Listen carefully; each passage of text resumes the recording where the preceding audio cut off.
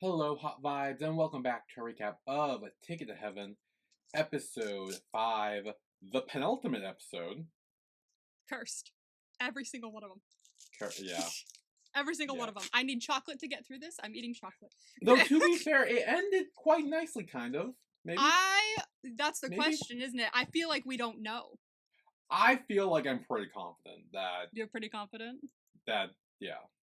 I'm like... I say I'm like 90-10, maybe 85-15%.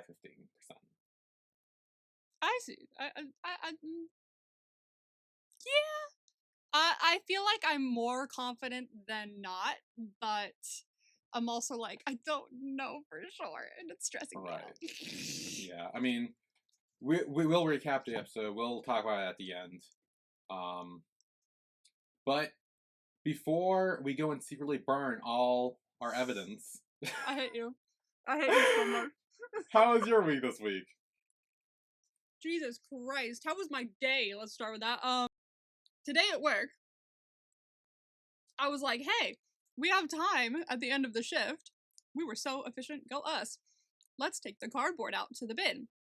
There's like so much. We should get it done. So, while my fellow associate is doing the money stuff, I was like, let me get this started. So I put like as much cardboard as I can on 2 of our carts. And I like move a bunch by the door, and I bring out a bunch of the boxes over by the bin. And then she's like, I'll go start emptying some of the ones that are over there. I'll bring a cart over there. I was like, cool, I will get the rest and start moving it towards the door. And when I went over there with some of the boxes that were still inside, I hear, it's locked. I was like, what do you mean it's locked? And she was like, yeah, it's locked. And I'm like, I remember someone telling me that they were peeved because that the lock that they requested be put on it, and it was put on wrong, so they could still open it. So I figured we could still open it. And apparently not. I don't know what's going on. No one told us anything. So I was like, you mean to tell me I just spent 20 minutes sweating and moving all of these boxes for no reason? And she was able to fit some of them in like the slat on the side, but I was like, and now my face is red, and I am hot, and I have a headache. So like, that's how my day's been. Ow, I hit my hand. Ow, my head still hurts. Anyway, so yeah, my day's been like that. What else has been going down? Episode 2 of Study Group went up. And more people attended the live premiere than episode 1. It was very exciting. A bunch of people popped in. Oh my gosh, I felt so appreciated. So that's fun. I have to edit episode 2 tonight. And I'm body doubling because my neurodivergent ass cannot finish anything without consequences. Me and my friend who also has to get stuff done are gonna hop on Discord and just like do our own things while we're on Discord. Because I will not be able to edit otherwise. I will literally, if she's not there tonight, I will be like, you know what? I'm kind of tired. I'm just gonna go to bed. No, I need to get it done so it's up on Monday. So that's a thing that's happening. My brain hurts. What else happened this week? Honestly, I feel like not much happened. Ooh, you know what did happen this week? My sport has been back. Marble League. It's Marble League 2026. Woohoo.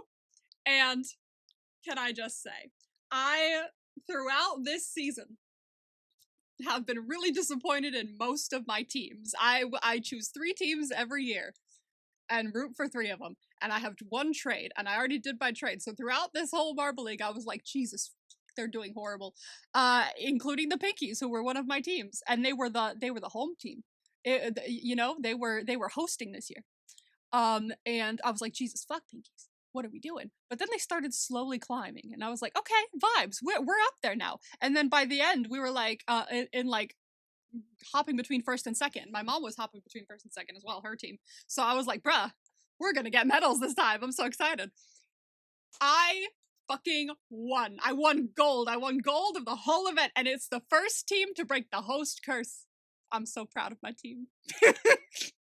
Because this team, I had them picked a different year as well, and they won that one as well. Pinkies are my team. So period. We love a good Marble League this year. Can't wait till next year. Team Galactic is hosting, so it's gonna be spacey. So that's exciting. Other than that, I feel like nothing else happened this week. At least not that I can remember. Maybe I'll remember. Ooh, maybe. Ooh.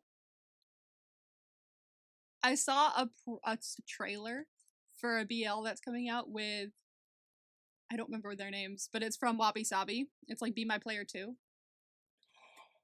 Yes, I didn't see the trailer, I saw the poster for that. I didn't realize the trailer was already out. I saw it pop up and I was like, ooh, gaming. I'm invested, so I clicked it.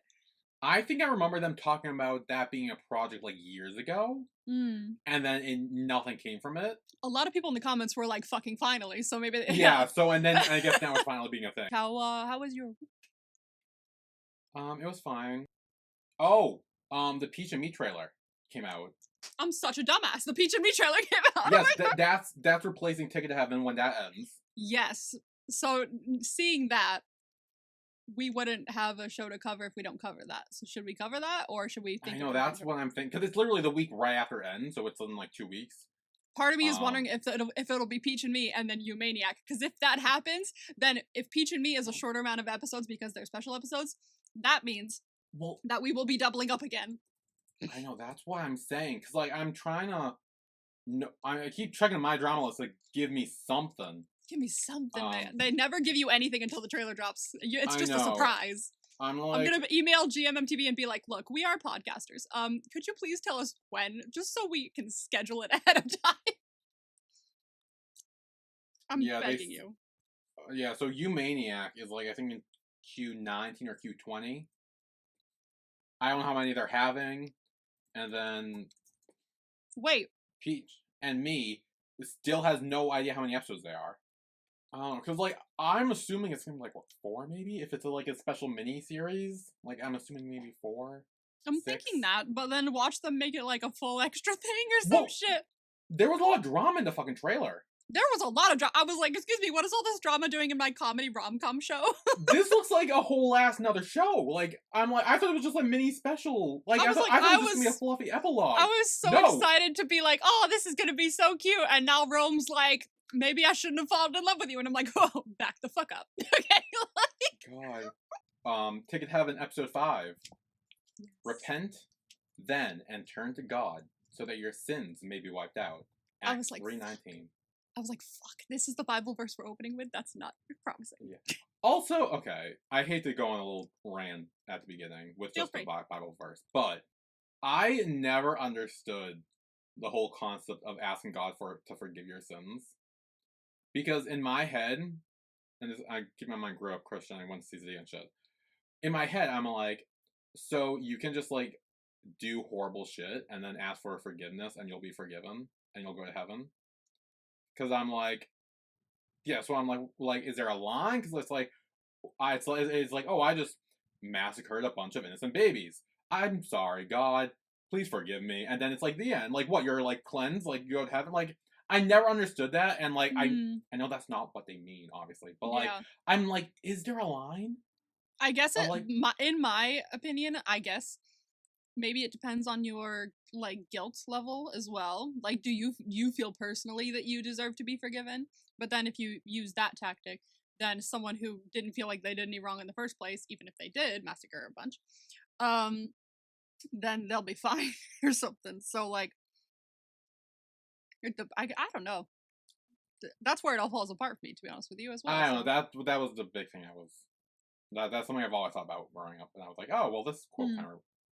Anyway, we see that Tanrak and Bart are doing the laundry, and they're hanging up all the sheets. They're like, oh yeah, break's almost over. Everyone's gonna be back here now. And Bart notices Tanrak's shirt. He's wearing the shirt that Quindek's He's like, I thought you were gonna make up with him. Yeah, and he's like, nah, yeah, I don't like people being mad. He's like, oh, so you're gonna go back to him now? And I'm like, bro, even when he was here, he was still with you. What are you talking about? Yeah, bro, come on. Like, also, like, it's not like he left and now he's hanging out with you. He was hanging out with you even before. Yeah, like, you already had him. Like, come on now. And he gives him a little cheek kiss. Yeah. And then they're behind the sheet. and I know this was not going to happen at all, or anything close to this was going to happen. But this scene reminded me of that one scene in The Heart Killers. And I was like, and for a brief moment, I was like, "Are we doing this?" And then it cut the intro. Like, okay, we're not. But like, I knew you were gonna say Heart Killers, motherfucker. There's a brief part of me that was like, "Wait a minute," because they're like, "Oh, they're alone." You know, they're like, "Oh, people are gonna come back soon. We won't get to be alone anymore." Stushy. We're being innocent teen boys. Calm the fuck down. Well, we say that, but then there's a scene later that, if not got interrupted, who knows what would happen. There was well, I don't like it was. We'll get there. Yep, exactly. Perfect way to sum it up. Just we will fucking get there. So then we see that, I guess people are back now, and Kondak's parents, with Kondak and Barth and Tanrak, are all there, and Kondak's mom's like, see, I knew it would fit. And then asks if he made up his mind about going to the semination? Yeah, it's like seminary of some sort. Like going to the seminary with Kondak. Yeah. As in to, like, move forward and start to become a priest. Become a priest, yeah. And I'm like, I don't know if he's there anymore. Yeah, he doesn't really answer. And then Kondak's like, "Hey, Barth, do you want some drink? Soda?" And he's like, "Yeah, let me go get a cup." And Tanrak's like, "Don't worry, you can use my cup." I was like, bestie? Okay. This dumbass was... No, then there's a scene later that I use as my short for this fucking episode. And it's the one they're talking about. We'll get there. But, like, my God, you wonder what he asked that later. Mm-hmm. He's like, "Oh yeah, share my cup." Here's the thing. What's he does say... You're so indignant. Ooh, what's the thing? No, he's a fucking... Just go. Hang on, I'll get there. Chill the fuck out. Here's the thing. Okay, so I think at this point, because we hear him later say, like, we need to be more careful because we're getting a little reckless and people are starting to notice. So I think he realizes later. But I think right now, enough people, like, haven't really questioned Tanrak about it, where, like, this feels normal to him. Like, all these feelings feel completely normal to him, as he should, or as they should.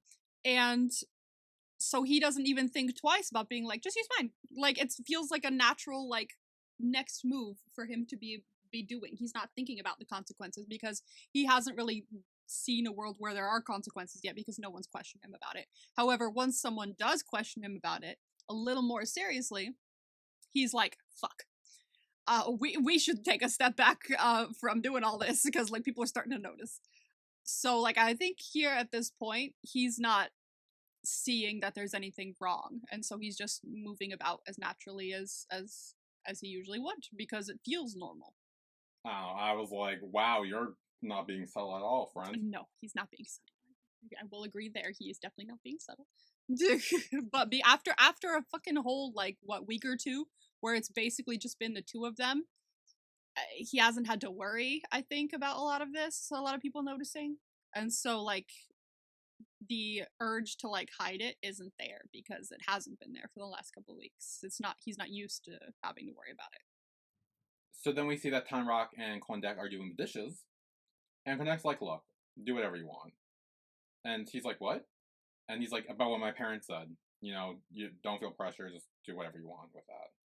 In that moment, I was like, okay, thanks. Like, oh, he's like, make your own decisions. Cool, okay. Don't feel forced. Then he clocks, he's like, "Hey, what happened to your rosary necklace?" And he's like, "Oh, I don't know, I must have left it somewhere." And then Kondak's like, "Here it is. Barth dropped it." That's, like, wild that he keeps doing that. He keeps going, "Hey, by the way, where's this?" "Oh, it's right here." He keeps pulling it out like a wham, I got you, kind of like evidence. I mean, to be fair, he did get him. Twice. Fucking hell. So apparently he lent it or gave it or whatever to Barth. As I think it's like it kind of reminded me of the blanket sharing situation where it's kind of like a piece of someone else, like when you can't be as together as you want to be. So then we see Tanrak walk in front of the Ticket to Heaven poster, which shows up a lot this fucking episode. It does. It's like It's 4 or 5 like, times. It's almost as if it's like closing in, and it's more on Tanrak's mind, and so we see it more. We notice it more. Yeah, because I think it's because also knowing this is the penultimate episode, it's like, I want to say getting nearer to the Ticket to Heaven situation, because hopefully that's not what happens. Jesus Christ, don't hurt me like that. I'm just saying, this is a penultimate episode, who knows what happens.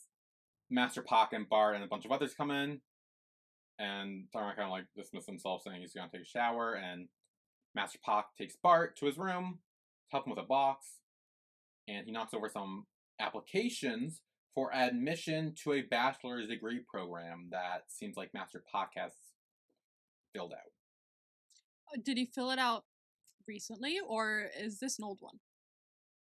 I don't know. I thought it was like maybe. I thought it was recent, but like the way they were talking in this scene, I feel like this was like maybe his original one. But maybe he. But why would it be out? Like, why would it just be out on his desk? Or was it like in another box or something? No, I think it's because he.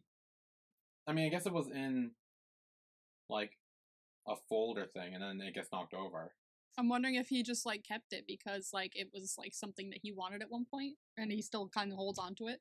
Because like the way they were talking, it doesn't seem like he's like gonna leave.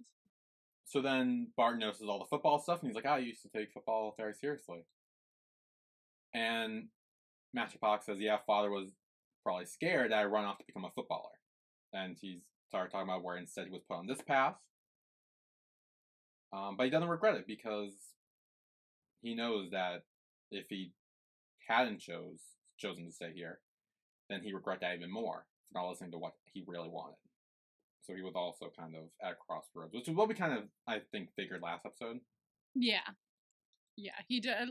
The way he's talking, it didn't seem like it was like an easy decision. Like he did want to do both, but he had to make some sort of choice. And then he kind of scolds Bart for trying to be on good behavior because he's already on probation. And father didn't hesitate about suspending Con Kit.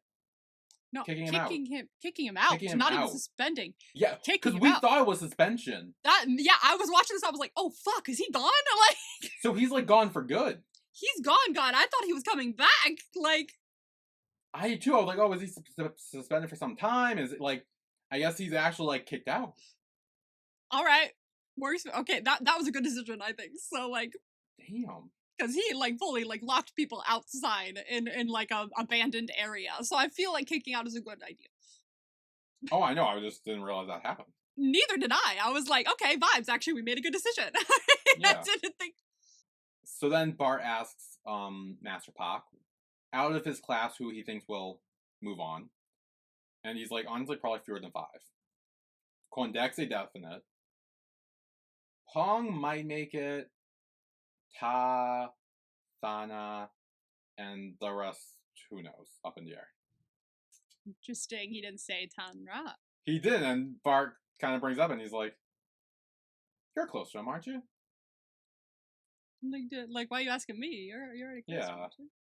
Like, very much like you've seen the change in him, where he's definitely wavering more. The fact that Master Pak is picking up on it is really interesting, and it's not just picking up. It's not just picking up on them. It's picking up on the fact that Tanrak might not want to move forward as he did before. Well, they had a whole conversation last episode. Exactly, like they had the whole conversation, and he heard him say, like, if he had the choice, he would always like choose God and choose that path. But he still heard that and still saw like everything he's been doing, and is like, no, I'm not sure about that. Yeah, because I think it was more so he heard him say it, but he didn't believe him. Like, exactly. Like, the feeling wasn't there. Yeah. So then Tanrak finds Kondek, who's preparing for Mass tomorrow. And he's like, oh, yeah, during break, I was so bored here. I was just with Bart the whole time. I ended up lending him my rosary beads. That's what happened. There's nothing going on, in case you were wondering. People who say there's nothing going on usually have something going on. Bro, and Kondak's like, I know. Is there something going on now that you bring it up? Like, I didn't think there was, but do you want to talk about that? Because it seems like something's going on. Oh my god. Honey, he's never had to, like, hide shit like that before, I think, so. Well, clearly, my He's god, never he's had like to, a fucking I think he's been, like, such a good, like, A+, like, follow the rules person, like, all the time, and he feels like he stepped out of line here, and it's the first time it's ever happened. So he doesn't know what the fuck to do. Yeah, so he sees Bart and kind of, like, ushers him outside, so he goes to him to talk to him, but then sees Father walking by, so he pulls him inside, and they go back behind the stage. And he's like, okay, we gotta, like, I think Kondak's suspicious of us. He might know what's going on. What if he tells Father? When he said that, I was like, I don't think he will. Like, Kondak doesn't seem the type to, like, just tell authority. Like, he's a good friend, I think, at first, and I feel like he'd first talk to Tanrak first and be like, hey. Well, I said, like, if you really don't want him to, you should tell him what's going on and then ask him not to, and I feel like he would. And I feel like he'd be concerned first, if anything, and just be like, hey, what the fuck's going on? Like if he hasn't told him by now, when he keeps gotchaing you with stuff, like, I feel like he's not gonna just immediately run to him and tell him stuff. But then Tanrak says, but I think lately we've been too obvious. No fucking shit! Yeah. But see, again, like, he didn't notice, he didn't realize, because, like, it wasn't put in front of his face like it was just done. With, like, him being like, got your rosary. Wink, wink, nudge, nudge. So, like, he didn't really notice it as a problem or as something with consequences until now. It was just their own little bubble, and now the bubble has kind of burst a little bit. Yeah, but latterly, I feel like everyone at this point's been clocking it. Like, Kondak knows, we know. Father knows, we know. Master Pak, I'm almost positive, knows. I think even Joe's starting to clock some shit later, because he gave him a look. That's so interesting. I need to know what the fuck's going on there, because, like, he hasn't really seen them interact, like, at all. He's just seen Tanrak. So, like, I'm like, what are we seeing? Like, I want to know what Joe is seeing. I want to know what Joe wants to talk to him about, because he seems like he wants to, like, console him or something, or give him advice. And I'm like, I think we need to pull our senior aside and talk, because what the fuck is happening here? Yeah, but also, Sherry and her boyfriend know too. Like, literally everyone's fucking clocking this shit. Yeah. Everyone is clocking this shit. It's not, y'all ain't subtle. They're not subtle. They're not subtle at all. I guess in arts and crafts, maybe, they're cutting cardboard paper, doing something. Yeah, I think they're probably making, like, a sign for something. They're making some sort of thing. Yeah. I don't know for what. Yeah, and Kondak comes in, and Tara's like, hey, Kondak, you can sit here. And then Bart's like, hey, want to go outside and talk? And I'm like, he just invited his friend to sit there, who he's like, already thinks is suspicious. I'm like, bestie, now is not the time. Now is not the time. Could you imagine being like, hey, best friend, sit here with us. Okay, we're gonna go now. Like, y'all, it's like, I love you so much. Now is not the time. Y'all are dumb. They are dumb. They're in love and they're teenagers. They're dumb in love and teenagers. In love teenagers are typically dumb. I say that as someone who was once a teenager. Well, so, anyway, then they start passing notes about the music room. This hurt my fucking soul, because this is why it hurt my soul when he burst him, because, like, I literally throughout the episode kept going, oh, see, this is the type of thing that I would, like, put in a memory box. Like, I would keep all these little notes that they've passed, and I put them in a little box, along with the, like, fucking chamomile, or whatever the fuck it is. This seems like the cutest thing to, like, put in a little memory box. All these little notes, it's adorable. I was peeved at the end. I was so upset. I spent the whole episode going, oh, what a cute thing to keep. Yeah, so he's like, hey, music room, and Bart writes back and he's like, just talk, ? And we see at the end of the music, almost enter the music video, enter the music room. They start singing like a music video, though. So there's that. The song comes up. Yes, and we cut to a little montage. Yeah. Of them note passing, kind of. Yes, we see the sheep ornaments again. Yes. We see a Barth Tanrak mug, which is very thankful of them to do. Oh, I said the same shit in my fucking reaction. I was like, oh my god, so thankful. Speaking of, I was gonna check Itai CD to see if anything's popped up yet, like the sheep or whatever. I know what's gonna be on Itai CD because I know they're doing it for the finale in Thailand preview. Oh, did it pop up? Like a lot of those things are gonna be there. Actually, this is also what happened this week. Okay, well, you know what else is there? Probably the sheep are here. Oh my god, so many things are here. Yeah. Wait, is this something that hasn't popped up yet in the show? Oh gosh, maybe. What? Oh god, what is it? I don't know. It's some sort of bracelet. I swear it's a bracelet that we haven't seen yet. Let's. Oh, I love how Itai CD is already like one of my recommended options that I open. So is mine. I was like, oh shit. Well, way to read me like that. The real candle. Here.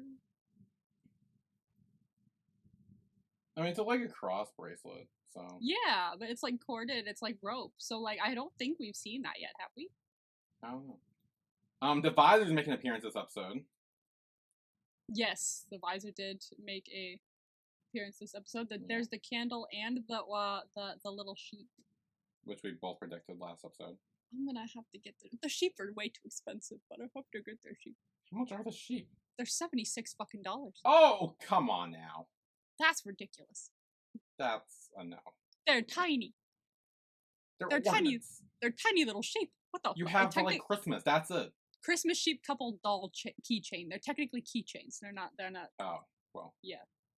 Still. There's less than 10 already. It just popped up. Don't Bitch. do it. I already said when they popped up that I was gonna.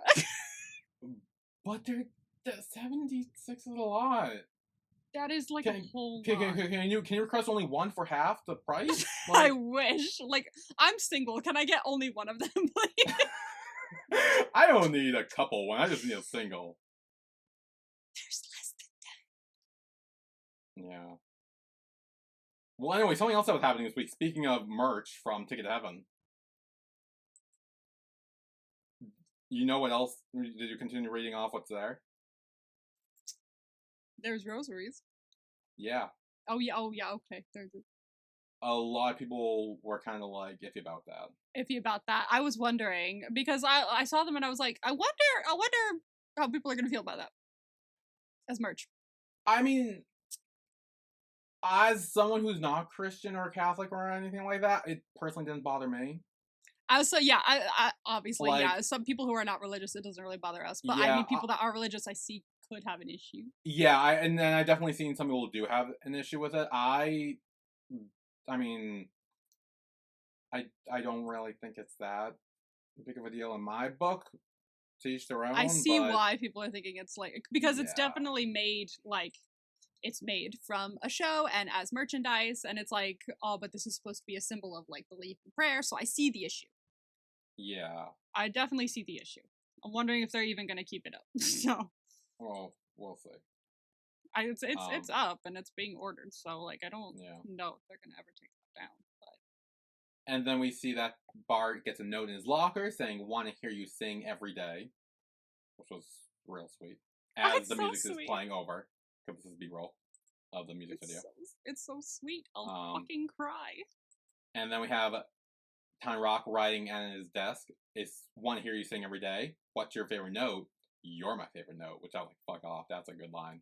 That's a really fucking good line. Like, I read that and I was like, oh shit, this is like the cutest fucking thing I've ever fucking seen in my. Except I don't think I saw it during the montage for some reason. I think I saw it when he was like collecting shit and like it was montaging through all the moments, and it showed him like picking up this one that said that, and so at that moment I was like, that's so cute. Please don't burn it.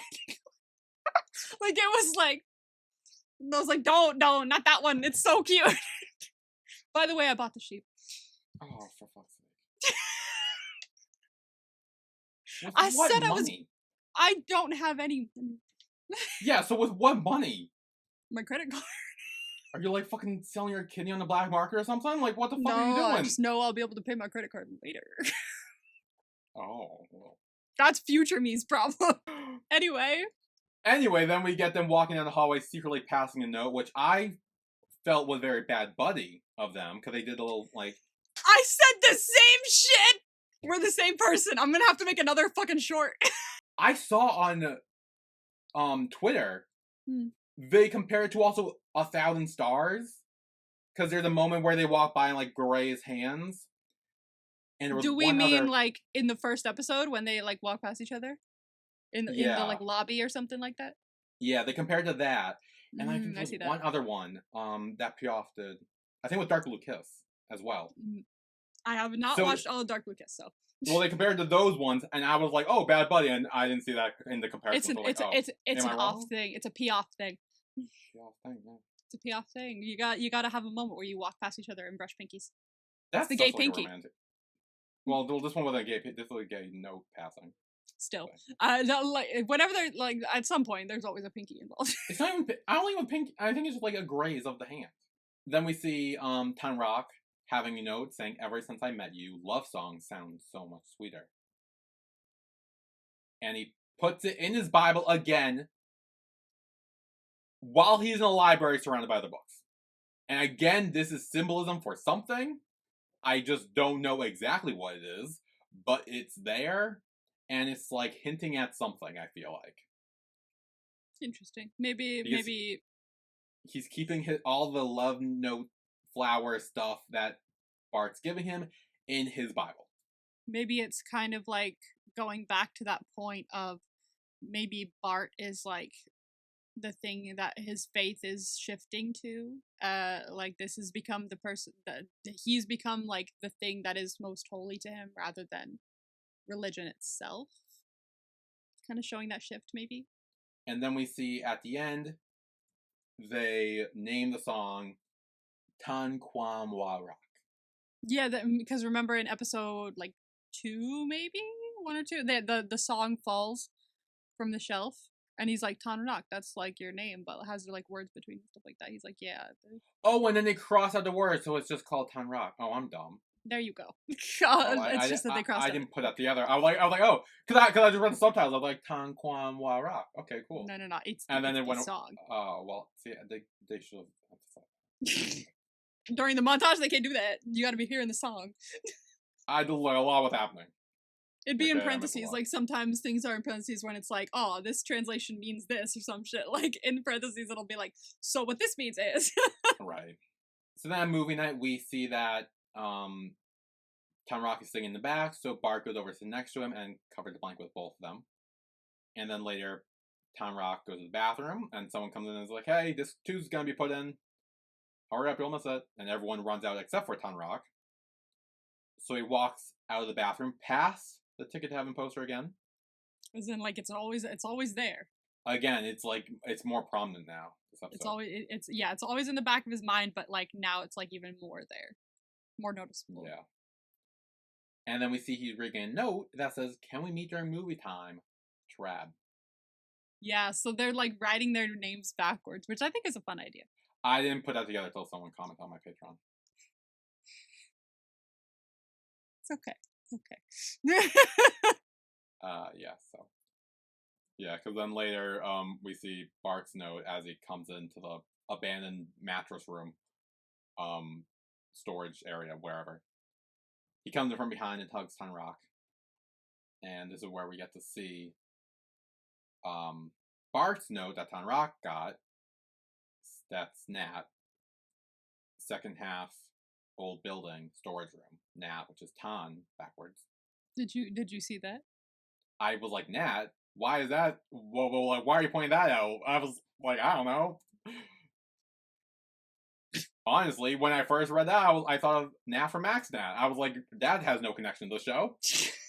But okay, that name suits him, apparently. Fuck if I know. Oh, no, friend. Honestly, hey, you would have been one of the students fooled if you found the note. Yeah, I probably would. You would have been like, who's Nat? Hang on. Do they explain that in this episode? Explain what? That the reason they're writing their name backward is in case someone else found it, or no? No, I think it's just implied. Okay, because that's what the comment said on my Patreon, and you just said it, and I was like, wait, was Media that said in the show literacy, and I just friend. missed it completely? No, media literacy. Okay. you just Okay, that's fill fine. in the That's gaps. fine. Listen, I'm fine with missing media literacy. Fine, I'm done. But like, if they directly said it and I missed it, that's where I'm gonna have an issue. Yeah. I'm like, oh fuck, what was I No, talking they about didn't. during that? Honestly, what it made me think of was the other notes that like the guy was getting from Eve. Remember, like what we never found out, or we haven't at least found out yet if that's from anybody. So I was like, hey, this is a good way to, because obviously people can find notes considering that the guys found that note. That tracks. That's what, okay. That makes a lot more sense. Damn, I'm done. That's okay. Anyway, then Bart cuddles up with Tanrak, and he's like, I'm tired. And he's like, yeah, me too. And he's like, no, I mean, I'm tired of keeping this hiding. secret. Yeah. And Tanrak's like, oh, isn't it worth it? And he's like, no, not really. And then he kisses him on the forehead and he's like, how about now?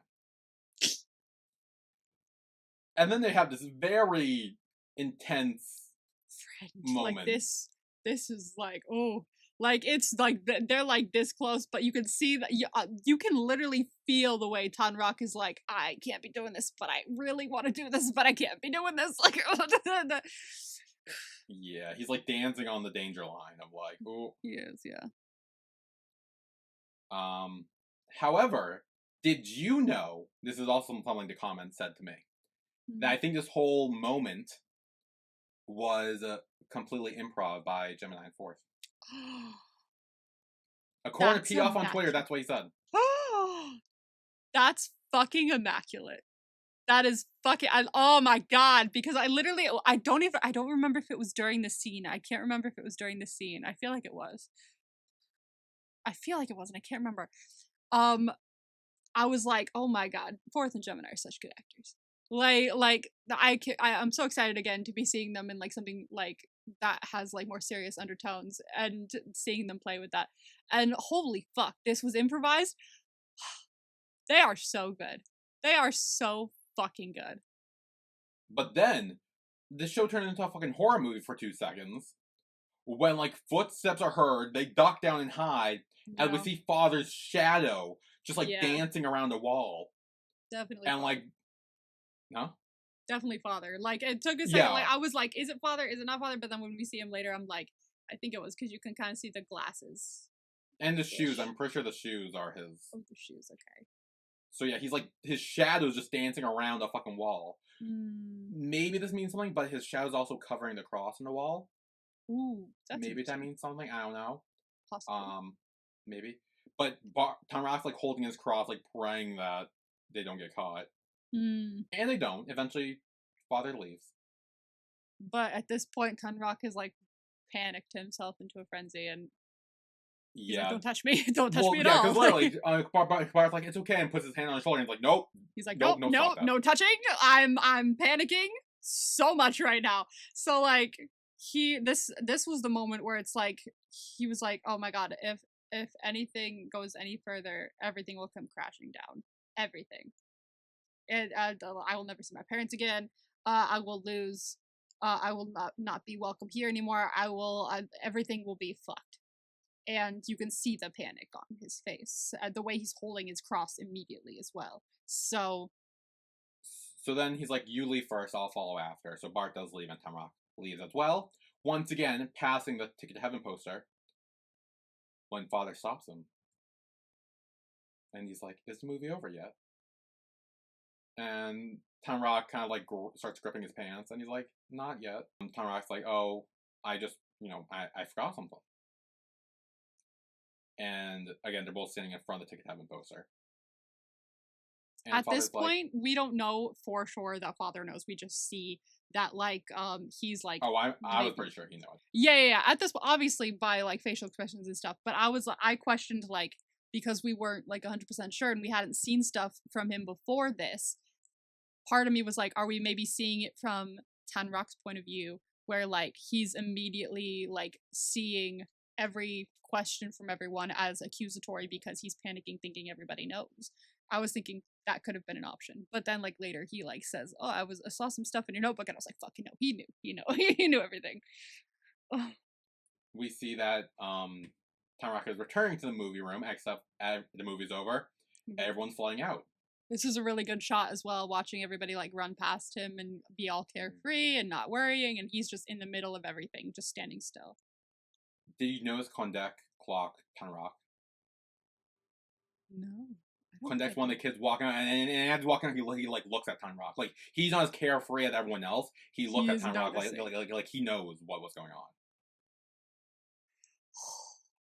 Obviously, he fucking would. Like, bro. Like, you and Bart disappeared halfway through the discs. Like. And then we cut to Father's sermon or mass thing, where once again bring up the question of, does every love lead us closer to him of course being God, and says some love makes us sacrifice, some love makes us want to become better people, but some love makes us hide. It makes us afraid. It makes us feel guilty. And we see Tanrak is at I almost said the pool, the little like bathing area, like getting ready to dunk his head and scream. And we see more of Father's words saying, if it makes you afraid you'll do something wrong. And we're keep cutting back to all sorts of previous scenes with Tanrak with Barth, Tanrak with Father, Tanrak with a little child, like all sorts of just cutting back and forth between essentially him debating whether to pick Bart or Bart or God, pretty much. Which is, like, interesting because, like, I noticed something in this scene, and I'm trying to, like, pinpoint what I said. I think it was, like, multiple times we had seen, like, other, like, flashbacks, obviously to when he was a kid and he was first brought in here, and talking about, like, the way his mother used to go to the statue and things like that. But now, like, every time we see scenes like that, they're intercut in this montage with something that Bart would say, or something a moment that they had, and I'm like, this is really a moment where he's like, hold on, my frame of mind is shifting. Like, now we're including Bart in these flashbacks. Every single time one thing is said, Bart's scene next is kind of like contradictory to it, or it's kind of like surpassing it in a way. So it's very much like showing you how his frame of mind has like shifted from God towards Bart.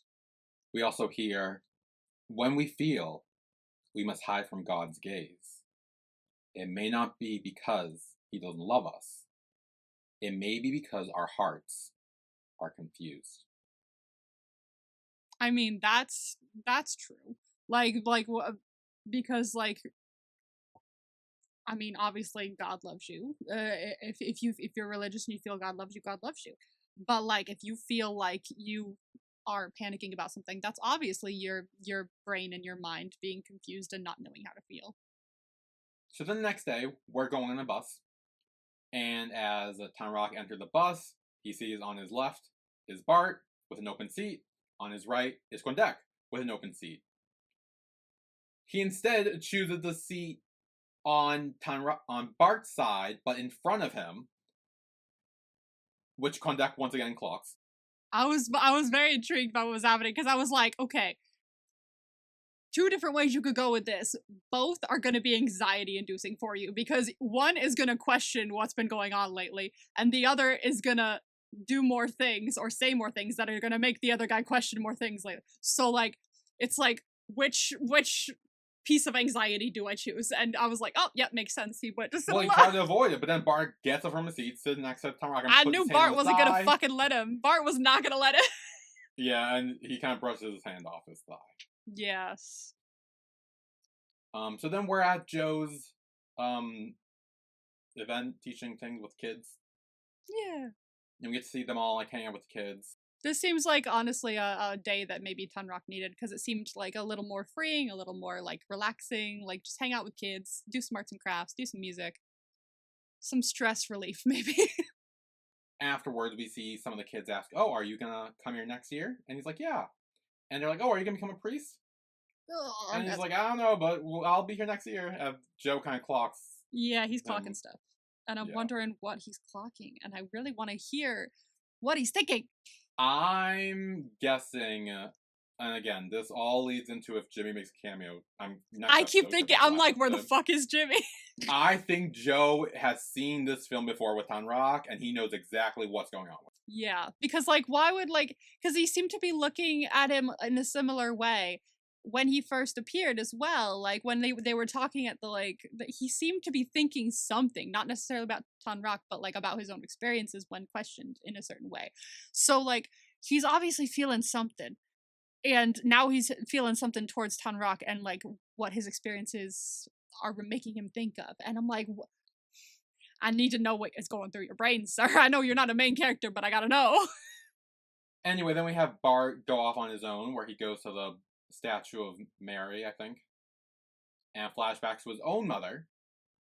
And he goes to a payphone and calls his old house just to hear his mother on the answering machine. At first, I was like, "Oh, she's just not answering. Maybe because the phone is like." I thought she had like a phone in prison or a specific personal cell that they call. But no, it's the house phone because he knew that she recorded it because he was there when she did record it. And I'm like, "Oh, that's fucking heartbreaking." So then that night we have Kondek passing out the pamphlets, and he passes out Tanrak's. And then he asks, he's like, "Oh, can I get a copy of your homework? Father Arnon will write in it tomorrow." And he's like, "Okay, here you go." And we don't really think much of it until he's in his bed and thinks back to all the shit he wrote in that notebook. I was like, bestie, that was in your homework notebook? I was like, bro, what I thought you were just writing them on little pieces of paper. I thought we were just using a random book. Like, I didn't know it was our homework notebook. Bro, we hand that shit in. What are we doing? Like I said, dude's dumb. This was not a good idea. He wasn't thinking. I know he wasn't thinking. No, he wasn't. Thus causes him to rush out of bed, break into class, take his notebook, rip out all the pages, grab a steel lighter. I was like, okay, we're just panic ripping out the pages. Right. But then he steals a lighter, goes into his desk, gets all the other little pieces of paper, including the flowers. Runs to the abandoned pool and sets them all on fire. And the way that it flashes to all the moments that these notes were passed during, it's like he wasn't just burning the notes. He was burning the part of him that was feeling in those moments. And he's burning the moments themselves and all the feelings that came along with them. And I'm like, oh, this is fucking painful. Oh my god. Oh no. I was so upset. So then, as Tanrak is returning home, Father catches him. And he has to hide his hands because they're charred and blackened. Yeah, this is interesting because he keeps wringing his hands later and he's looking at them because they have like ash all over them and it's almost like a physical reminder of what happened and also kind of alludes to the fact that a lot of religions will like deem queer people like unclean or like unpure. Well, I was just gonna say, the fact that he burns them all, a metaphor for hell. And like he's now like charred with like the flames of hell essentially. Maybe. I see it just as like evidence of like how he's been feeling but in a physical way, I guess. Could be though. There are many different ways you could. I just thought of that, so who knows, but and he's like, "Oh, you saw the report book I wrote in, didn't you?" I thought it was just like, oh, you saw the thing that he wrote in last time of like, oh, he's a good kid, da da da da. That he was reading before he passed the homework back. I was like, are we talking about that? Oh, okay. But then he was like, the stuff I saw in it. Yeah, like reflect. He was talking about the stuff he saw in it. I was like, oh my god, he already saw it. And in my brain, the first thing I thought of was like, he already saw it. There was no need to fucking burn it because it already been seen. There was no point to burning it. He'd already seen all of it. Like I'm like, oh my god, we just burned it for no. Oh my god. And then he says, "I believe one day you'll come and tell me yourself about what was in the book." I like that he's not pushing him. He never once pushes him, I will say. But there are other things he says that I'm like, oh, this is a little questionable. But like, we will get there. We will get there. We'll get there. Anyway, then we're at the next morning where Tanrak is trying to wash his hands clean of the ashen fingertips he has. And Kondek comes over to him. And she's like, oh, did you burn all the evidence? Everybody fucking knows everything, bro. I, at first, thought, like you were saying earlier, I thought this was him here, like, imagining things, and, like, this was all, like, that's not what he said. Yeah. Like, because I was like, wait, what? And yes, he's like, oh, yeah, did you burn them in time, or did Father catch you? And Tanrak asks, like, did you tell Father? And she's like, no. He says he didn't tell him, and he doesn't have to be scared, because he doesn't like stick his nose in other people's business. But he does admit he wished he knew and never found out on his own. And he says, I don't even know what I'm more mad about. The fact that you've been sneaking around with Bar and, like, almost hiding it from me and making me feel like an idiot. Or the fact that we're not going to the sermon together. Or the, seminary. What's it called? Seminary. Kondek says, he's like, I'm going to ask you seriously. That calling you hear from God is still as loud as it used to be. I made this point in my... I think at this point, and definitely at the end of my video, I don't think it was ever about God for him. I think he did have, like... Obviously, he has faith. But I think it all stems from wanting to see his parents again. That's where all this comes from. It was never a calling to God. It was a calling to his parents through God. Well, that's why he then says, don't you want to see your parents in heaven? When he... I understand what he's saying, because it's what he's been taught, and it's what Tanrak has been saying this whole time, is he wants to see his parents in heaven again. But, and I know Kondek probably doesn't mean it in this way, but it feels so, like, backwards to be kind of like using someone's parents in a way, someone's dead parents in a way. I know Kondek doesn't mean it like that, but to say, don't you want to see your parents in heaven again, even if it's not malicious, and it just comes from a place of worry. Like, I'm like, that would break me. Like, that's for someone to, like, use my dead parents in a way. Like, even if they didn't mean to do it like that. It would send me further into a panic if I was Tanrak. I saw it more as almost like a reminder. Because we know that, like you said, I don't think it's ever really been about God, it's been about his parents. And he's almost like maybe trying to keep him from straying off the path of, like, you want to see your parents, right? You need to go to the seminary. You need to do this stuff. You need to keep doing that and stay on that path, because right now you are wavering. And so it's almost like, don't you still want to do that? Because in Tanrak's mind and Kondek's mind and probably all the students here, the only way Tanrak would ever get to see his parents again is by getting into heaven and by following this, going to the seminary, becoming a priest, like devoting his life to God. And so I see what you're saying with the whole, like, it sounds like backwards and, like, slightly fucked up, which I do kind of agree with. But I saw it more as him just, like, being like, if you're gonna go with Bart and do that and give up on this, make sure you know what you're giving up, as, like, a reminder. So yeah, I see what you're saying. I know Kondek didn't mean it in, like, a Kondek. way. Yeah, I don't think he meant any ill will by any means. It was almost just like everything he's been saying has come from a place of, like, I'm your friend and I'm worried about you. Like, even if it does feel fucked up. Yeah, he's, like, trying to keep him on the right path to help him see his parents again, I feel like. Yeah. Because he knows that's what he wants. So then Kondek leaves, Tanrak doesn't answer, and he just washes his face. And we see him later stare at the scorch marks of the burnt notes and flowers. And Bart sees him, but then Tanrak walks away. He walks away. And then we see Bart sitting in front of the Ticket to Heaven poster once again. As Tanrak enters, and he's like, stop avoiding me, what's going on, what did I do? And he's like, keep your voice down. And he's like, no, I want to know what I do. And he's like, Kondek knows. Fucking everybody knows. Everyone knows. But Bart's like, oh, who else knows? Does anyone else know? And he's like, I don't know.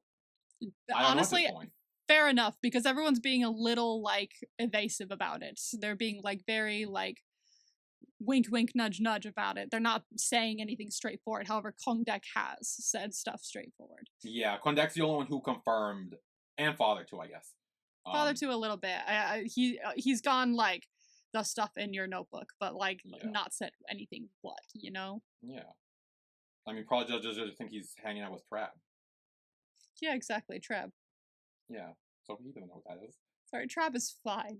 Trab is chill. Yeah.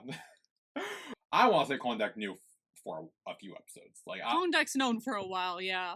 This isn't anything new, but it's getting to the point where once he knew there was a chance that Father would catch him, that's when he kind of stepped in and like, did he catch you? Are you in trouble? Are you okay? Yeah. And like checked in, which I did appreciate. Yeah. Tanrak says he's scared and he's not happy at all, and Bart's like, I can make you happy. Just let go of everything for a second. Which I like that because it kind of call back to the scene where he's like, I can control myself, and he's like, well, are you happy? And he's like, yeah, I am. Are you happy? And also it like is good continuity because we know from like the last couple episodes that everything Bart's been doing has just to get him to smile. It's been just to make him happy and not have to worry and not have to stress as much. Anytime he looks stressed or worried, he does something to make him smile. And that's always the basis of what he's been doing, thinking, everything. So he's bringing up that point again. He's just like, I can make you happy. And it's like, I see that that's what he wants to do because we've seen it for the last couple episodes, but also there has to be some discussion of like the long-term possible consequences that could come from this in this time, in this place. And we can't just avoid it, which sucks, but we can't. So then Bart is like trying to hug him or grab him to get him to talk to him, and Tanrak keep pushing him away, trying to like wiggle out of his grip. And Tanrak says, like, don't follow me, I'm begging you, like, to stop. And Bart's like, you haven't talked to me all week. Where else are you gonna go? And Tanrak's like crying at this point. He kind of takes his like rosary beads, and Bart almost does like an eye roll when he does that. Like, it's not an eye roll per se, but it's almost like, are you kidding me? Like with those it's honestly, I'm putting this down to a trauma response because like this is a moment where now Bart is starting to panic because he feels like he's about to lose Tanrak, and in a moment of panic like this, and to see like a symbol of a religion like that, he's going to be thrown back to the panic and trauma response of what religion has done to him in the past and immediately reject it.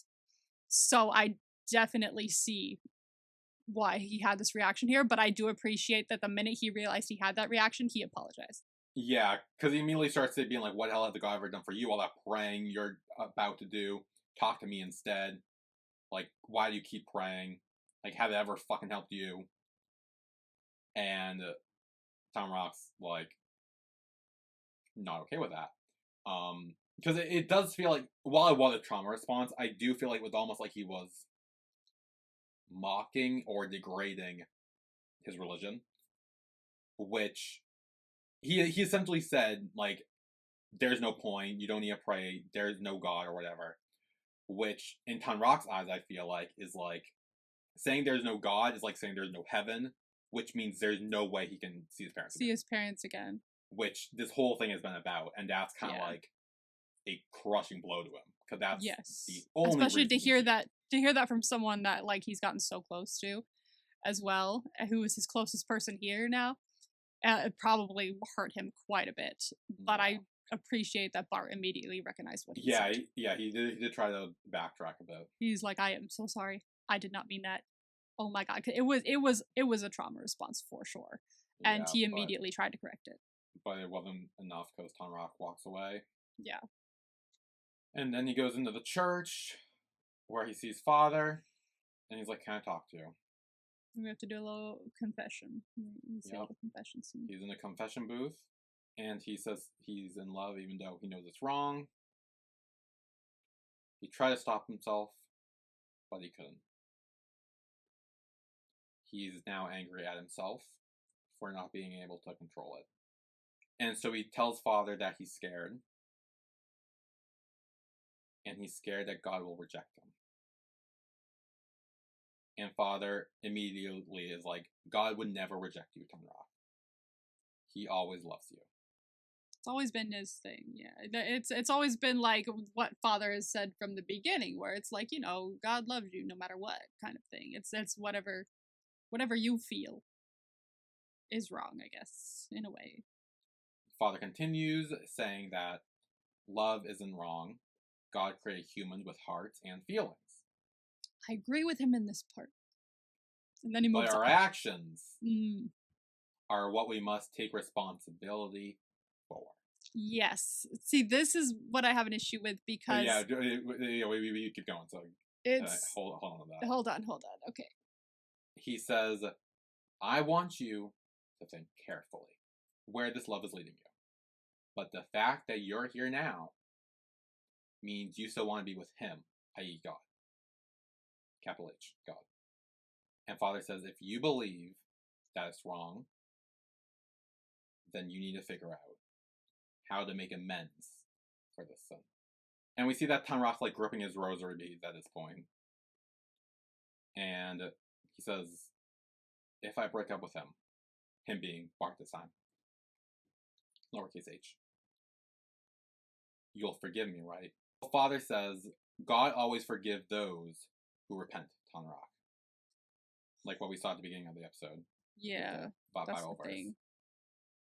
And Father says, you need to ask yourself whether you want to stay with that love or stay with him being God, capital H. God always gives us a chance. But his path, again, God's path, is not an easy one. This is where I'm straying a bit, okay, Father? Because, like, and I've said this before, because this is a thing in a lot of religions. It's like, no, you have thoughts, feelings, you can feel whatever you want. That's not bad. Just don't act on it. And then when you act on it, it's a problem. It's like, it's just the fact that, like, I remember I talked about this at the like very end of my reaction. Like after I was done watching the episode, I like stopped the recording for there, and I went to talk about it, and I was getting choked up talking about it, and I was like, oh fuck, like I'm actually gonna start crying talking about it. But I was like, giving him an ultimatum, just without doing it, because like I appreciate that Father was like, you know, make your own decision. I'm not forcing you into anything, but like in a way, he still kind of was by giving him that ultimatum of like, you can only have love or you can have God. You can't have both. And I'm like, this is my problem with so many people who like, quote unquote, like, because there's a lot of like very good Christian people out there. This is not about them.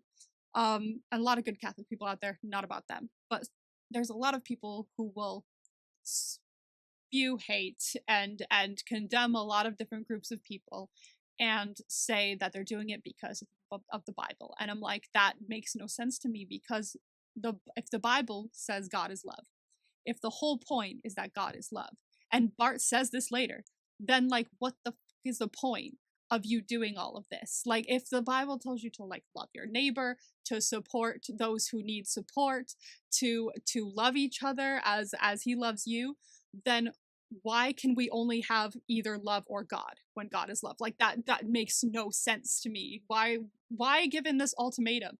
And like it was like choking me up so much when I was talking about it. At the end, I was like, oh fuck, I did not know that. Like I knew this would affect me, but like it was like actually really affecting me.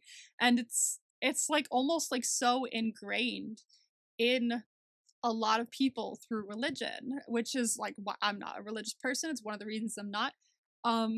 But like even in the like wonderful people, because like, and I won't go too in depth with like certain people in my family because it's not something I want to talk about online, but there's a family member I have, extended family member, and love this person to death. They are like one of the sweetest, most wholesome people like I've ever known. They're so sweet. And I know that they'll always support me. And they supported me when I came out as well. I came out and they were like, that's totally fine. Thank you for telling me. But like, still, every once in a while, if it comes up, they'll still say something along the lines of like, and who knows, maybe God will change your heart. And I'm like, it does not work like that. Like, I'm really gonna need you to not say things like that anymore.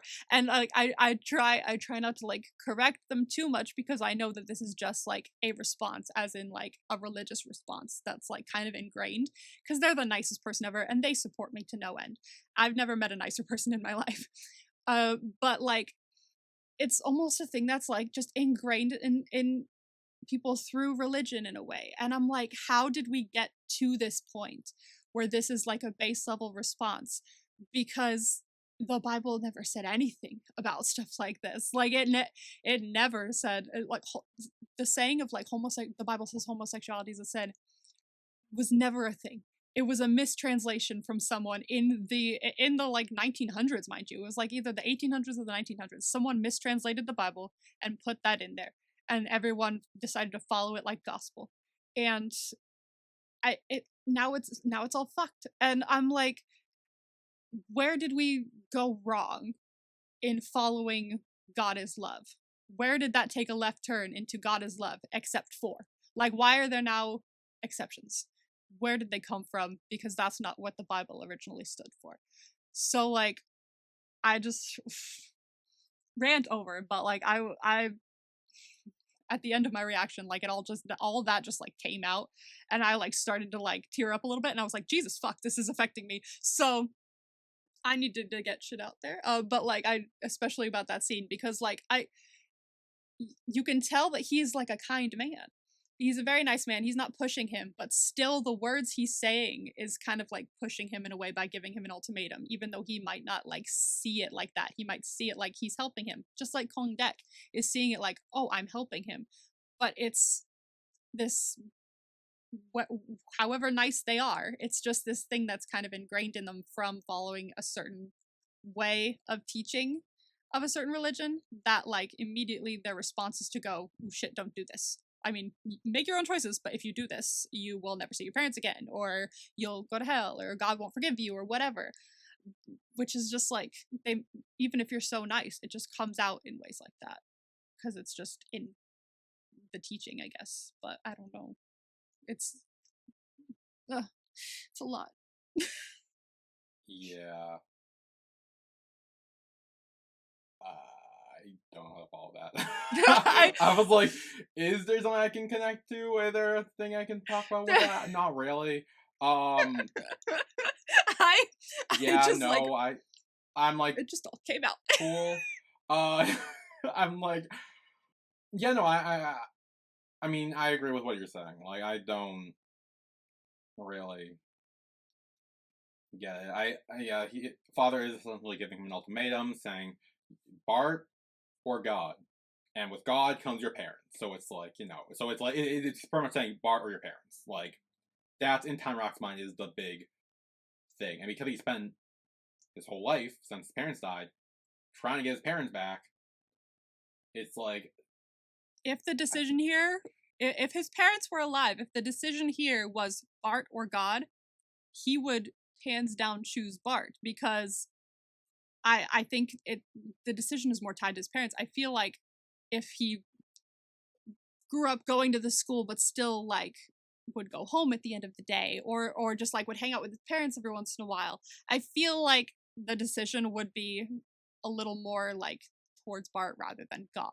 I feel like his faith is tied very specifically to a trauma response, as well as Bart's. Like, it's not necessarily tied to God itself at all. Well, then the next day, Bart finds Tanrak at the statue that he was named after, because he knew he goes there to pray. And he kind of like stops me like, can we talk, please? And Tanrak's like, Bart, please don't do this. He essentially says this can't happen. Like, essentially breaking up with him. And Bart, like, there has to be a way. I still want to be with you. I still want a future with you. Who cares if anyone else says it's wrong? Even if God says it's wrong, I don't care. Tanrak says, you can't just not care. Because there are other consequences here, around. We go to school here. there's real life consequences as well, rather than just like religious ones. Yeah. Yeah, and Tanrak kind of goes in to say, like, we're students here, we're scholarship students, we study here, we go to school here. We have nowhere to go if we leave. We have to care. Like, going to the school means we have to care. And he tries to remind Bart of that, but Bart's obviously not here of his own choice, but... Yeah. Yeah. Honestly, neither is Tanrak, because, like, this is where he lives, because he doesn't have a family to go back to. But Tanrak, like, grew up here. Yeah, he grew up here, so he has the history. He's more used to it, but then again, that would make it so much harder for him to have to leave if he was, like, kicked out of the school because of a certain, like, infraction. Like, if Bart was kicked out because of a certain infraction, I feel like he'd be like, let's make do. We can make do. I believe in us. But Tanrak would have a harder time separating from everything because he grew up in this environment. So Bart tells him, he's like, I don't know anything about God. I only know myself. And I know I love you. Oh, I just want to, like, I still remember saying this in my head. Tanrak's, like, fourth specifically, his response to Bart saying I love you, you could see it in his facial expressions. It's like, I'm so happy to hear that, but I'm also so sad to hear that because I feel like I can't have that. But also, these words bring joy, but also misery in a way. And you could see it on his face. He doesn't have to say a fucking word, but you could see it. Yeah. Well, then Bart kind of puts him on the spot, and he's like, what about you? Did you ever love me at all? Trying to get him to use those words. Yeah. And because it's almost says, like him. He almost feels like he didn't. Like, it's like, well, then what was all this for? Maybe you didn't love me, or like. But Tanrak does say, I do love you. I love you so much. But what do we do with that? Like, where does love get us? Well, but yeah, Bart says, if God teaches us to love, but we're not allowed to love each other, then what's the point of having God in this world? This is what I've been saying. That's what I said during my whole fucking rant as well. What's the point of, like, love from God if, like, we can't use any of that love, if we can't show that love to others? Like, what is the point? Like, I don't understand. Like, it's I'm so happy you put it into words. I'm so happy because this was in the pilot trailer and it was in the regular trailer. And I've been waiting for it because, like, this was my favorite line from both of those trailers. So I've been waiting for it. So then they hug each other. And I literally commented, I was like, oh god, this is a goodbye hug. I was really worried. But then Bart says, if this place isn't for us, then let's just run away. That's a good idea. Tanrak doesn't immediately back away. I mean, he's still hugging them, and it's still almost like he's like, oh, that's an idea. I'm wondering because, like, it ends first. Well, we get a close-up shot of the statue before panning out and seeing that they are gone. They're gone. Almost symbolizing that they ran away together. Maybe. Which is what I think happened. I think they ran away together. Honestly, them disappearing though. I attribute that to, like, some of the shots we've been seeing in this where we, like, notice from the perspective of the person who notices that they're just up and gone without us actually seeing them leave the room. Like, when Bart was, like, leaving to go to the music room because he was like, I don't want to be here. The teacher was like, Bart, where the fuck did Bart go? And we didn't even notice him leave because we saw it from the teacher's perspective. Maybe we are seeing it from the statue or the church's perspective where they just disappeared. That's why I think they ran away together. I hope so. I part of me is really scared that that's not what happened, but, like, I hope so. Because we don't know who's fucking, like, I don't know what it's called, inauguration, like, into the priesthood, like, the fucking, what's it called? Yeah. Orientation? I don't know. We don't know whose priest day it is. Ordination. We don't know whose ordination day it is. Yeah, who's getting ordained. I have no idea. And the fact that we don't know makes me feel like, obviously, that it could be a fake out, and maybe we're seeing Klong Dex's ordination, or we're... But it wouldn't have been fucking until in 2026. That's what I'm saying, is, like, who the fuck is getting ordained? I'm starting to believe more that it is Tanrak's. See, I'm fucking terrified, because I'm thinking, like, if... What? You made a face. No, I'm just stressed. Okay. If if Barth and Tanrak did run away together, and they essentially left the church and left the thing, and maybe in the future, Tanrak came back and wanted to like revisit that, restart over. Maybe that would take time and it would have to redo it and it would take longer, and then that's why it says. I don't know how that works though, so maybe not, but like, that's the only thing I can think of. I don't know. It could, honestly, and like, just like, time-wise, I'm trying to think of it time-wise, because like, Joe is going to seminary school for, like, and he's their senior, right? He's still going to seminary school. He hasn't become a priest yet. So, like, maybe the timeline-wise, it could be Kondak, and it just takes a few years older. He's not like yeah, I know he's only a few years later, but still, like, it could take a few, because they're not even seniors yet, aren't they? Or are they? Are they? They are. They are. They are, because I remember in the first episode, Kit was like, oh, like, normally you start in 7th grade, but you're starting senior year halfway through the year, whatever. That's right. Okay. So they are seniors. So this is like their last year before they go to the seminary. I have no idea. Let me hold on. Let me Google. Why are you Googling? I don't know. How long? I feel like we did this in the first episode. We didn't get an answer. They were like relatively short. Maybe I'm trying better. Hang on. How long after starting seminary school? 8 to 10 years if you enter directly out of high school. For Roman Catholic priesthood, formation typically takes 7 to 8 years if you already have a bachelor's degree, or 8 to 10 years if you enter directly out of high school. And they're entering directly out of high school. So it takes about 8 to 10 years. And it's been 20. Oh my god, what the fuck? It's been 30. It's what 30, not 20. No, it's been 20, hasn't it? Because hasn't he 30. said... No, I swear to God, because... 96, 96 to 06, 06 to 16, 16 to 26. It's 30. I forgot I'm 30. Well, duh, fucking, you're the fucking example. I could have done that. I forgot I'm 30. I've been like, no, I'm 20. What do you mean? Fuck off. So again, unless he leaves, because if he doesn't go right out of high school, how long is it done? If he goes right out of high school, it's 8 to 10 years, but it's less if you if you already have a bachelor's degree, which they don't. So it's directly out of high school. It takes 8 to 10 years. So what's the no bachelor's degree and not right out of high school option? I don't think there is one of those. Because you have to go to seminary school. So, like, I think it's bachelor's degree, and then in seminary school, once you already have one, then it's 7 to 8 years. How long did it take to get a bachelor's degree, then? Bachelor's degree is 4 years. Okay, so 4, and then how long does it take with bachelor degree? 7 to 8. 7 to 8. So, yeah, maybe, he took some time off, and then went to get his bachelor's, went to do seminary school, and then it is Tanrak. If Tanrak leaves a church, or leaves a school, and doesn't go to the seminary, doesn't graduate, essentially, whatever, then it could be him. I feel like we're being faked out because of the fact that, like, we saw him look back slowly, and we also saw, like, the poster blurred, so we don't know who the fuck's on the poster. So I feel like the fact that all that happened is a fake out. Is making us feel like we're being faked out. Honestly, it could be Kondak, and the timing just got messed up. Who the fuck knows at this point?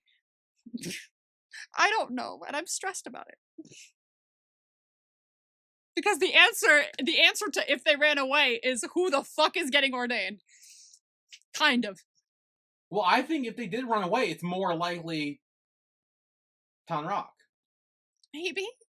But also, like, if you're a priest in the Catholic Church, you're not supposed to have, like, romantic connections. Like, you're not allowed. So, like, I'm pretty sure you're not allowed. Priests are not permitted to be romantically involved. So their whole relationship is fucked if he goes back to the church. Well, that's the thing. They have time to be together until Tanrak decides to go back. And then he says, bye. No, we can't be together anymore. Well, Bart says in the future, in the first scene, I'm here, someone very important to me is getting ordained. He doesn't say my boyfriend. I'm more convinced it's Tanrak than I was before. This is the most I've been convinced it's Tanrak. What do you mean? Anyway, MVP for this episode?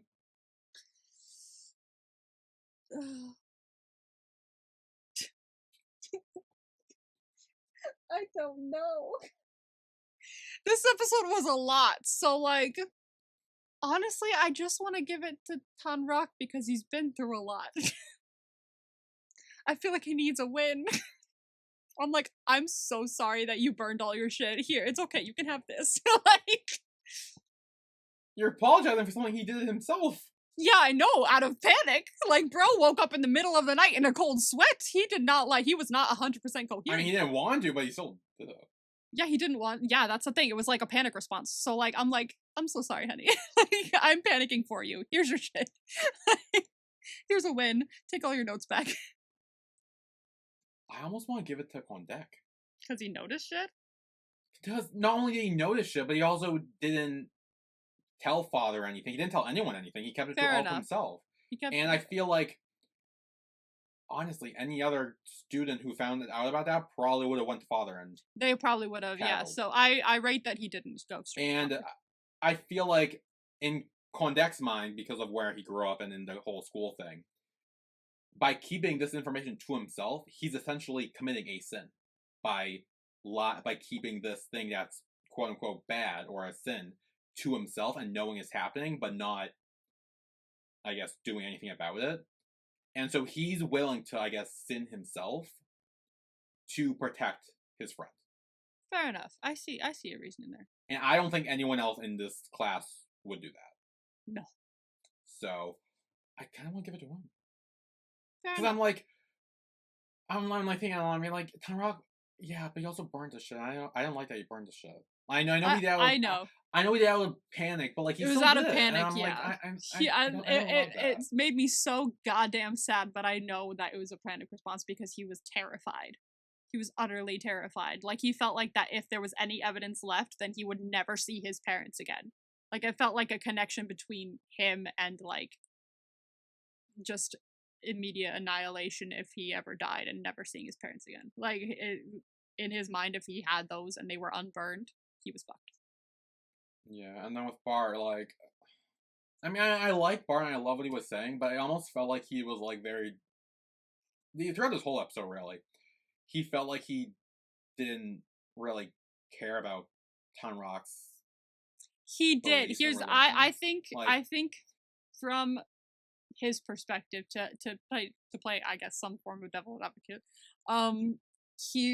I feel like he did, and that's why he was, like, pushing so much. It wasn't because he was like, no, but I want to be with you, and you're pushing me away, so I'm gonna push back. Like, it wasn't like in a selfish way. It was more of a, like, I can tell you're stressed. I can tell you're panicking. I feel like I can help.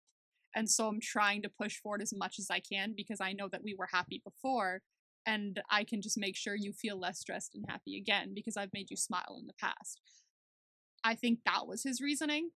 And also, from his perspective, he doesn't view religion as much of a positive thing and something to, like, be worried about because it has caused him so much harm.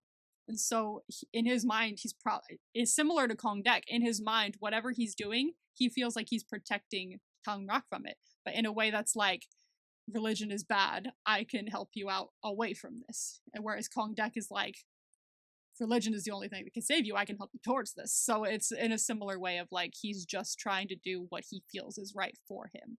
Yeah, and I do get that, but it did feel like he was very dismissive of Tanrak's religion. And up until he actually fully does it. And then he realizes what he did, and he's like, "Oh shit, sorry." Like, he's like, "I'm sorry. I'm so sorry. Dear God, I didn't mean that." Yeah, I think I'm giving it to Kondek, which fair enough. Good for him. Yeah, so that was our recap of Ticket to Heaven, episode 5, our penultimate episode. Yes. Fun times. Fun times. So we will see you all next week for Ticket to Heaven, episode 6, the finale. The finale! We're already here. We're already watching the finale. Holy crap. We'll finally find out who the fuck was getting ordained. Yes. I really gotta know. I still think it's Tanrak. Honestly, I'm more convinced it was Tanrak than I ever was before, because he I don't know, because I don't want it to be, because they can't be romantically involved, and then they don't end up together, which is really sad. But, like, then who is it? Like, is there a child that they, like, somehow know? Like, is that, like, Did they adopt a child? Oh, maybe. Maybe. And then the child gets involved in the Catholic Church.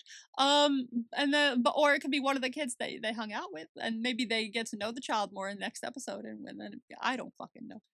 I don't know. I don't know, bro. I don't know. Well, we'll find out next week. I guess so. So we will see you all next week for the finale of Ticket to Heaven. See you then. Bye, everyone. Bye.